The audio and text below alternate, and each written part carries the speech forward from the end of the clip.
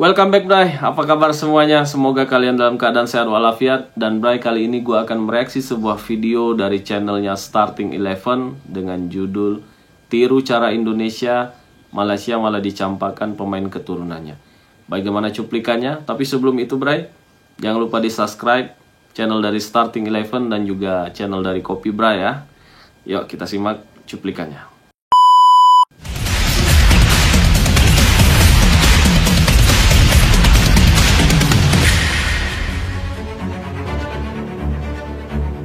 Bak seorang influencer, PSSI telah menginspirasi negara-negara Asia Tenggara untuk meniru jejak langkah timnas Indonesia, terutama di bidang pencarian pemain keturunan di Eropa.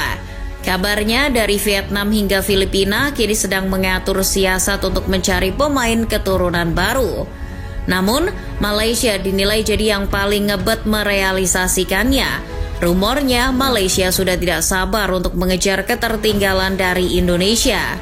Lucunya, alih-alih mendapat respon positif, Malaysia justru dicampakkan oleh pemain-pemain keturunannya. Kira-kira siapa saja pemain yang menolak membela Malaysia? Sebelum kita sebutkan satu persatu, kalian bisa subscribe dan nyalakan lonceng terlebih dahulu agar tak ketinggalan konten terbaru dari Starting 11. Jika melihat sejarahnya, sebetulnya strategi menaturalisasi pemain bukan suatu hal yang baru bagi persepak bolaan Malaysia. Bahkan, sebelum Indonesia gencar melakukannya dalam 2-3 tahun terakhir, Malaysia sudah lebih dulu merekrut belasan pemain naturalisasi. Tapi sistem yang digunakan masih ngasal, yang didatangkan bukan pemain yang benar-benar punya kualitas, namun menaturalisasi pemain-pemain yang berkarir di Liga Malaysia karena tak mau menambah biaya perjalanan untuk belusukan ke Eropa. Kita bisa melihat hasilnya di gelaran Piala Asia 2023 kemarin. Dibandingkan dengan negara-negara lain yang juga mengandalkan pemain naturalisasi macam Palestina, Irak, Lebanon, dan Cina, Harimau Malaya jadi tim dengan pemain naturalisasi terbanyak. Tak tanggung-tanggung, Malaysia membawa 14 pemain naturalisasi. Sejak kurang lebih 7 tahun yang lalu, Malaysia sudah menyadari bahwa naturalisasi adalah salah satu upaya instan untuk meningkatkan kualitas tim nasional. Mereka pun akhirnya mulai menyeleksi pemain-pemain yang layak untuk masuk timnas. Kebanyakan ada yang berdarah Inggris, Spanyol, hingga Belgia. Namun upaya itu belum membuahkan hasil. Sejak meraih gelar Piala AFF pada tahun 2010, Harimau Malaya tak kunjung meraih prestasi yang mencolok. Tren negatif ini terus berlanjut di babak kedua kualifikasi Piala Dunia 2026 kemarin. Mereka gagal lolos ke putaran ketiga dan para fans pun mulai cuap-cuap. Kegagalan itu membuat Malaysia akhirnya mengintip apa yang dilakukan Indonesia. Mereka bertanya-tanya apa yang dilakukan negara tetangga sehingga bisa lolos ke putaran ketiga Piala Dunia 2026 dan lolos secara otomatis ke Piala Asia 2027. Ternyata jika dilihat-lihat caranya kurang lebih sama, tapi sistemnya saja yang beda. Jika Malaysia nyari gampangnya doang dengan memberikan status warga negara Malaysia kepada pemain asing yang berkarir di Liga Malaysia, maka Indonesia kebalikannya. Cara itu sudah dianggap kuno oleh Erick Thohir. PSSI berani investasi uang lebih banyak untuk mencari pemain-pemain diaspora yang tersedia di Eropa. Setelah evaluasi besar-besaran pasca gagal total di Piala Asia dan kualifikasi Piala Dunia, Federasi Sepak Bola Malaysia pun memutuskan untuk mengadopsi cara Indonesia. Tapi bukannya disambut baik, Malaysia justru mendapat beberapa respons kurang mengenakan dari pemain diaspora dan media lokal. Naim Garcia. Di belahan dunia lain, Malaysia sebetulnya punya banyak pemain keturunan. Salah satu yang sedang diminati oleh Harimau Malaya adalah alumni Barcelona B, Naim Garcia. Dari nama saja sudah kelihatan ya. Melansir dari Makan Bola, Naim ini memiliki darah Malaysia dari neneknya yang dikabarkan orang Sabah. Lahir dan besar di Spanyol, Naim mengawali karir sebagai pemain akademi Real Madrid pada tahun 2016. Kini pemain yang berusia 22 tahun itu berseragam CD Leganes yang baru promosi ke La Liga. Komunikasi awal pun kabarnya sudah dilakukan oleh pihak Federasi Sepak Bola Malaysia, namun Naim belum memberikan respons apapun tentang ketertarikan timnas Malaysia. Padahal jika Malaysia bisa melobi pemain yang satu ini, lumayan sih. Ethan Whitley. Pemain selanjutnya yang pernah dihubungkan dengan Malaysia adalah wonderkid Manchester United, Ethan Whitley. Pemain yang punya 3 caps di skuad senior Manchester United itu sempat dikabarkan memiliki keturunan Malaysia dari sang nenek. Berita ini diungkapkan oleh akun X bernama @FRFutureTalents. Publik Asia Tenggara pun dibuat kaget oleh postingan tersebut. Namun akun fanbase Manchester United cabang Malaysia, theunited.my, langsung mencari tahu kebenaran dari berita itu. Mereka bahkan langsung menanyakan soal garis keturunan kepada Ethan langsung. Pemain kelahiran Inggris itu pun membantah kabar tersebut. Dalam postingan akun theunited.my, Ethan menyebut apa yang diunggah oleh akun @FRFutureTalents soal garis keturunannya adalah kabar bohong. Ia bahkan meminta media-media Malaysia untuk berhenti memberitakannya. Wow.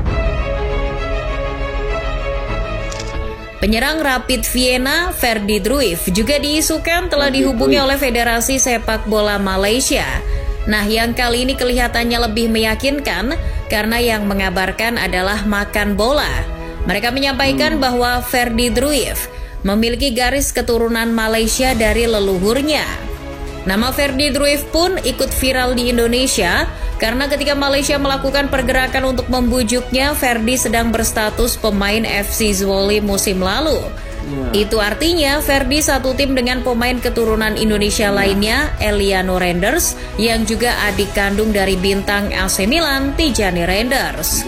Namun setelah munculnya ketertarikan Malaysia beberapa bulan lalu, tak ada perkembangan lagi. Beritanya menguap begitu saja. Tidak ada kontak lebih lanjut dengan Ferdi. Belum ada kabar juga apakah Ferdi sudah mengurus berkas-berkas atau belum. Rumornya Ferdi tidak yakin untuk bergabung dengan timnas Malaysia karena tidak akan tampil di Piala Dunia 2026. Sangat disayangkan ya. Josh Brownhill. Tak mau kalah dengan Indonesia, Malaysia juga dikabarkan memiliki pemain keturunan yang berkarir di sepak bola Inggris. Pemain itu adalah Josh Brownhill. Berita ini bahkan sudah dikonfirmasi oleh situs Transfermarkt. Di situ dijelaskan bahwa pemain yang kini memperkuat Burnley tersebut dinyatakan layak untuk memperkuat timnas Malaysia karena punya darah Malaysia dari ibunya. Brownhill tercatat sebagai pemain yang lahir dan tumbuh di Inggris, tapi sama sekali belum pernah membela timnas Inggris. Maka dari itu kesempatan Malaysia untuk menggaetnya masih terbuka lebar, tapi itu juga kalau sang pemain bersedia untuk membela timnas Malaysia.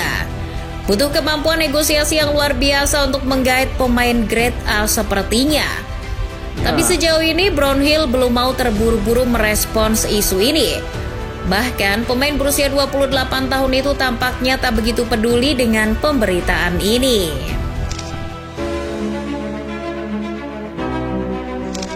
Selain nama-nama tadi, sebetulnya Malaysia masih punya banyak pemain diaspora yang lain.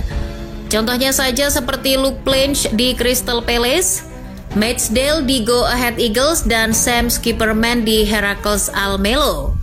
Segitu aja ya, jangan banyak-banyak, entar kesenengan lagi dicariin bahan sama Starting 11.